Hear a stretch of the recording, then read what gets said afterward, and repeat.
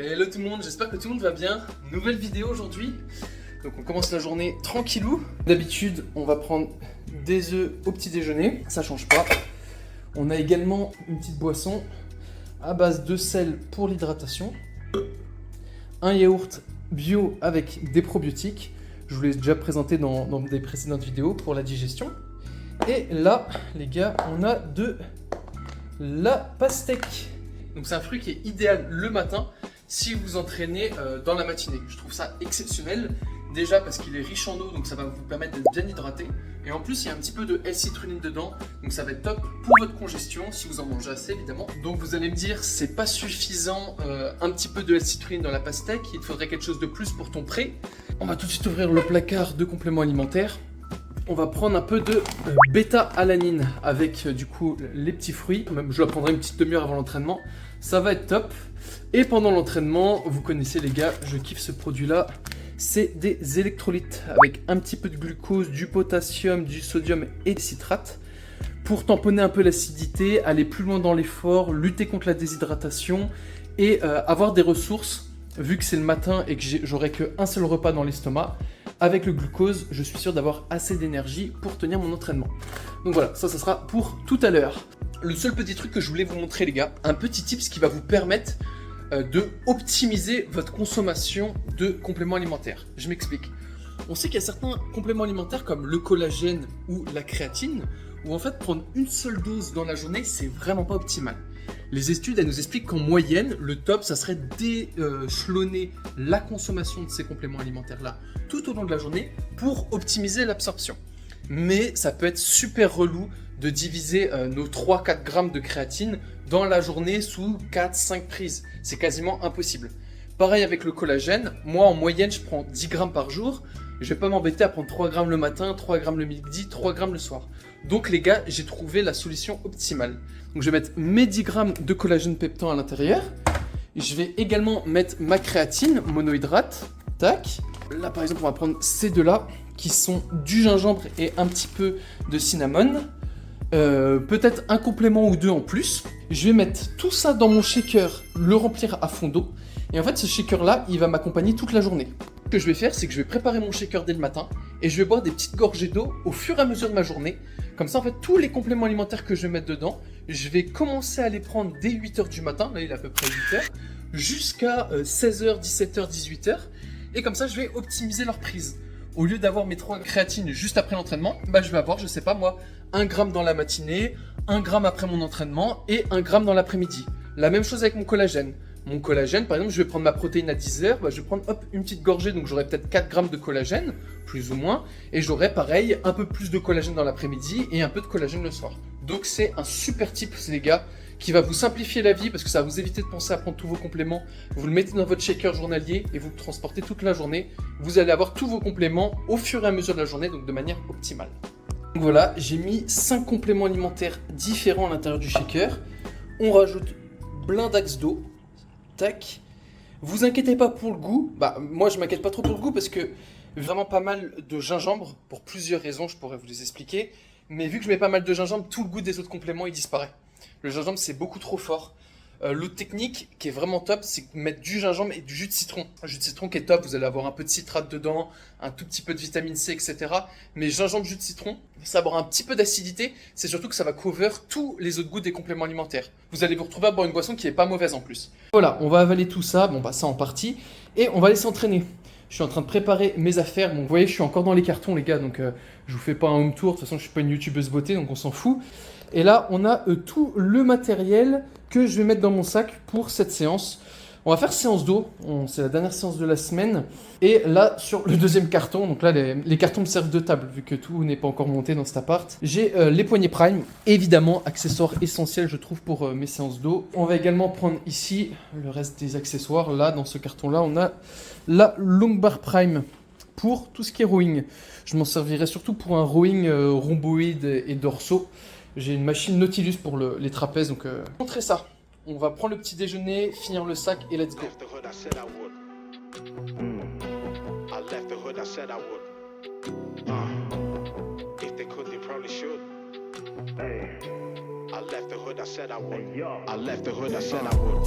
I was caught up up in a situation, could have gone real bad. I did, took a long vacation, no doubt left. Bon les gars, je vous présente mon nouveau gym. Donc un gym qui est équipé en Nautilus, qui avait racheté la marque Star Trek. Donc on a des bonnes machines, même si on n'a pas les meilleures machines du marché. Vous m'avez vu dans les vidéos précédentes un peu m'entraîner sur des machines de folie, des machines qu'on trouve des fois un peu nulle part mais qui sont idéales pour la progression. Mais ces gyms-là, ils sont un petit peu loin de mon nouveau domicile. Donc j'ai choisi de prendre un abonnement dans ce gym-là parce que je pense que l'un des facteurs principaux pour progresser, en plus d'un programme de travail qui est bien conçu et qui va vous générer une certaine adhérence, vous allez vouloir vous entraîner, c'est d'avoir un gym qui est proche de chez vous. En fait, vous allez enlever toutes les frictions, vous empêcher d'avoir une fréquence optimale pour progresser. Donc c'est hyper important, si j'ai un conseil à vous donner, prenez un gym qui est proche de chez vous, même si c'est pas le meilleur. Je commence cette séance par un rowing. Un rowing qui va cibler la totalité de mon dos. Je viens chercher les coudes le plus proche possible de ma hanche, donc je vais avoir via cette adduction un travail de mes dorsaux. J'ai également une rétropulsion de mes omoplates, donc je viens cibler mes trapèzes et je décolle un petit peu mon torse, donc je viens chercher un petit peu de spino, des érecteurs. Donc c'est un exercice qui est vraiment top. Juste après l'échauffement, ça vient travailler le dos en mettant les épaules de manière très très safe. Et ça permet de continuer un petit peu l'échauffement, de préparer un peu le dos à la séance qui va arriver. Petit point négatif, comme vous le voyez, j'arrive au total de la pile, même en rajoutant du poids. Donc je vais devoir le switcher avec un exercice qui est semblable, mais qui sera en unilatéral, pour pouvoir continuer ma progression sur cet exercice-là. J'utilise du coup les deux poignets prime et la longue barre. Je choisis l'angle, je choisis également la distance pour l'étirement, et ça en fait un superbe exercice. J'enchaîne avec mon exercice préféré pour le grand dorsal, un tirage un peu hybride vertical-horizontal, où on vient chercher pareil le coude le plus proche possible du bassin.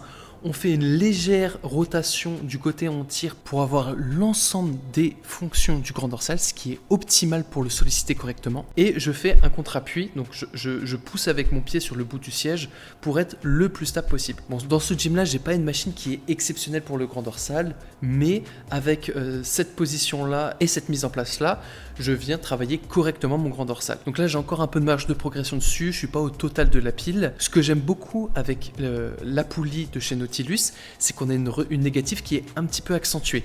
Donc c'est un petit peu plus traumatisant et ça permet de faciliter un petit peu la prise de muscle sur le grand dorsal. Donc pour moi, c'est optimal. J'utilise aussi les poignets prime parce que j'avais chopé encore des petites tendinites au niveau de l'avant-bras et avec ces poignets-là, j'ai absolument pas de douleur, je suis super confortable pour tirer. Donc voilà, c'est un superbe exercice. J'essaye de rester dans une fourchette entre 8 et 15 répétitions, tout simplement parce que je me sens un peu plus à l'aise comme ça. Je fais un tout petit peu moins de répétitions pour les séances push et pour les cuisses, mais pour le dos, j'ai tendance à augmenter un petit peu le nombre de répétitions. C'est plus une préférence personnelle, il n'y a pas de règle pour ça. La seule chose que je peux vous conseiller, c'est d'adapter les séances traumatisantes et non traumatisantes en fonction de la forme du jour. Bon, on passe du coup au renforcement des lombaires, carré des lombes. Celle-ci de chez Nautilus, elle est incroyable. Déjà, on peut la monter à 55 degrés comme ça, et on peut en plus la baisser jusqu'à 35 degrés. Fait qu'on a une position vraiment très très basse, peu taxante, sur laquelle on peut faire plein de répétitions. Donc pour sécher en bas du dos, c'est exceptionnel, vous pouvez faire de très longues séries dessus.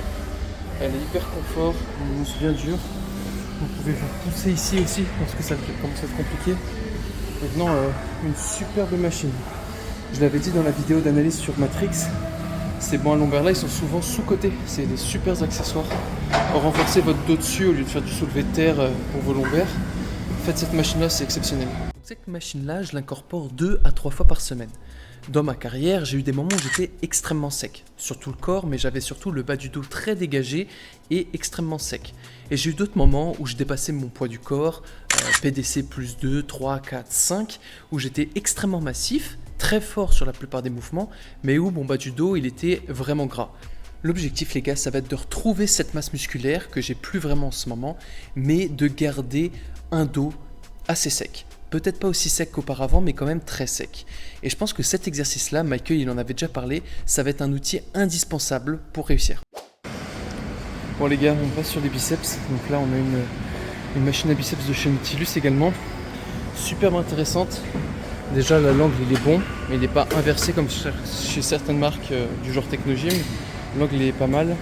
On a une siègerie qui est pas mal dure, avec des coussins pour poser les coudes. Le seul petit point sur cette machine-là, c'est que comme sur les poulies Nautilus, le retour, la négative, elle est assez forte. Donc ce qui se passe, c'est que ça va, c'est pas hyper lourd là. Par contre, en bas, juste là, ça devient très très lourd lorsqu'on met de la charge, évidemment. Donc on va la faire en unilatéral et je vais vous montrer comment gérer l'équilibre entre la tension et l'étirement pour éviter de se déchirer un biceps dessus. Mais c'est une bonne machine, c'est même une très très bonne machine. On attaque les bras. Alors je vais pas faire plusieurs exercices pour les bras parce qu'on est samedi et que je les ai déjà pas mal travaillés dans la semaine. Donc là c'est juste histoire de rajouter un petit peu de volume en fin de semaine. Je commence à voir que les avant-bras se dessinent, donc c'est cool. Donc voilà, n'hésitez pas à me dire si ça vous intéresse de voir cette transformation physique. J'espère vous transmettre des tips qui seront le plus utiles possible pour des gens normaux qui ont un travail, etc. Pour devenir ou redevenir prime, redevenir à votre physique le mieux possible, tout en gardant une vie à côté, bien évidemment. Il y a pas mal de choses que je vais mettre en place. Je vais essayer de vous montrer les séances qui sont traumatisantes, les séances aussi moins traumatisantes qui vous permettent de garder un volume et une stimulation la plus élevée possible, tout en épargnant le système nerveux, parce que souvent c'est ça qui nous fait défaut, c'est qu'on arrive rapidement à être épuisé et on n'arrive pas à tenir notre programme. Donc il faut quelque chose qui soit réalisable. En tout cas, c'est ce que j'essaye de mettre en place de mon côté. Là, pour l'instant, je suis plutôt satisfait. Les bras qui ne sont absolument pas un poids fort de mon côté, ils commencent à revenir. Je vois la découpe qui commence à arriver sur mon biceps, les veines qui apparaissent un petit peu. La même chose pour les triceps. Je vous avais déjà partagé que les triceps, c'était mon point faible. Ils commencent à revenir un petit peu. Je me sens plus à l'aise sur les mouvements de poussée, sur les mouvements de tirage. Et puis, je vois une progression. Et souvent, lorsqu'on est naturel, le meilleur indice qu'on progresse, c'est la progression au niveau des charges, au niveau des temps de récupération, on récupère plus vite, et au niveau des répétitions. Des fois, pour la même charge donnée, si vous passez de 8 à 10, 12 répétitions, en fait, vous avez une super progression. Une progression de votre système nerveux, une progression sûrement de votre masse musculaire, de votre système respiratoire, et c'est le total de toutes ces progressions qui va amener votre physique à un niveau bien supérieur. Dernière machine de la séance. Une rowing de chez Nautilus. Donc là elle est assez intéressante comparée à d'autres marques, c'est qu'on vient directement tirer sur le bas avec. J'ai mis un petit poids.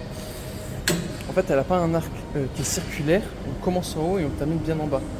Donc sur le papier c'est super intéressant pour bien solliciter son grand dorsal, d'avoir cette trajectoire vraiment du haut au bas et pas une trajectoire comme ça en forme de balancier. Mais comme la plupart des machines rowing, elle est un peu divergente, je sais pas si ça se voit en caméra, mais elle diverge, donc j'aime pas trop l'utiliser pour le grand dorsal.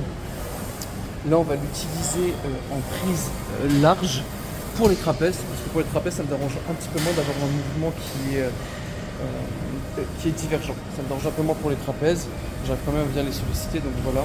Voilà, je termine avec les trapèzes parce que c'est pas du tout mon focus au niveau du dos. Après, sur cette séance-là, j'ai fait beaucoup de mouvements horizontaux, un peu moins verticaux. J'ai pas fait de traction, etc. Déjà parce que j'avais fait une première séance une séance pull où j'avais fait un focus sur les tirages verticaux. Donc là, j'ai préféré les tirages horizontaux et également pour protéger mes épaules. Pour protéger mes épaules parce que j'ai fait un gros volume cette semaine sur le haut du corps avec aussi une séance push qui était assez traumatisante la veille. Donc c'est comme ça que j'ai programmé cette séance-là, en fonction de mon état de fatigue, de ma récupération articulaire, et j'ai essayé d'optimiser un petit peu tous ces facteurs-là pour faire une séance qui corresponde au mieux à ma forme du jour. Et je pense que c'est l'une des clés aussi pour s'assurer de réussir ces séances, prendre en compte votre état articulaire, nerveux, vraiment de faire un check-up avant de commencer votre séance, pour savoir un petit peu ce que vous allez pouvoir faire. Est-ce que vous avez bien récupéré musculairement du dos? Est-ce que vous n'avez pas une petite pathologie au biceps, une petite tendinite, une petite gêne au niveau du poignet? Et tout ça, ça va vous permettre de faire des séances productives. Pour terminer la séance, alors ça c'est quelque chose que je fais très souvent également, que je vois pas souvent faire en salle alors que c'est super important pour sauvegarder votre colonne vertébrale et garder votre dos en bonne santé, c'est de se laisser étirer sur la partie dips et également sur le truc pour les abdos, afin de relâcher complètement votre bassin dans le vide et permettre à votre colonne vertébrale de se dégager un petit peu.